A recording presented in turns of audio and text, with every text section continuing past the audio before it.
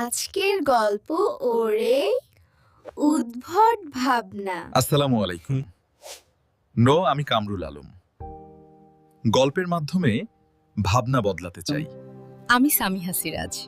আমি বিশ্বাস করি জ্ঞানই মানুষকে শক্তিশালী করে।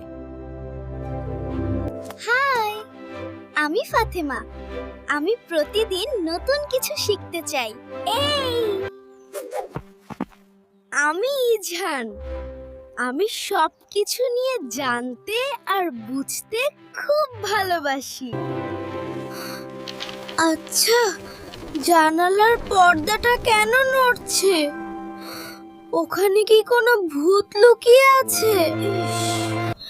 আমার খেলনার রোবটটা যদি হঠাৎ জ্যান্ত হয়ে আমাকে কামড় দেয়, আর কাল স্কুলে ম্যাম যদি পড়া ধরে। আপু বাঁচাও, আমার রুমে বোধহয় ভূত এসেছে।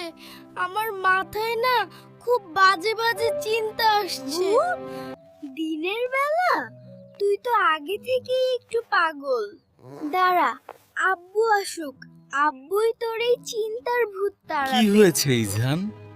আজ তোমাকে খুব চিন্তিত দেখাচ্ছে কেন? আব্বু, একা থাকলেই মাথায় রাজ্যের চিন্তা কেন আসে? ইজান, তোমার হাতে যদি স্মার্টফোন থাকে আর তাতে কোনো গেম না থাকে, তবে তুমি কি করবে?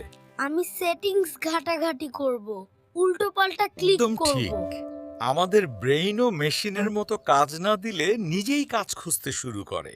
তখন পুরনো ভয় বা কাল্পনিক বিপদ সামনে নিয়ে আসে। আর এজন্য বাবা একা থাকলে আল্লাহর জিকির করবে বা বই পড়বে। মন যখন খালি থাকে তখন তাতে শয়তানের ওয়াসওয়াসা ঢুকে পড়ে। দাঁড়াও ব্রেইন, তোমাকে আজ অনেক আঁকাআঁকির কাজ দেব। বন্ধুরা, তোমার ব্রেইন তোমার বন্ধু। একে শুধু সড়ক কাজ দিতে শিখতে হবে।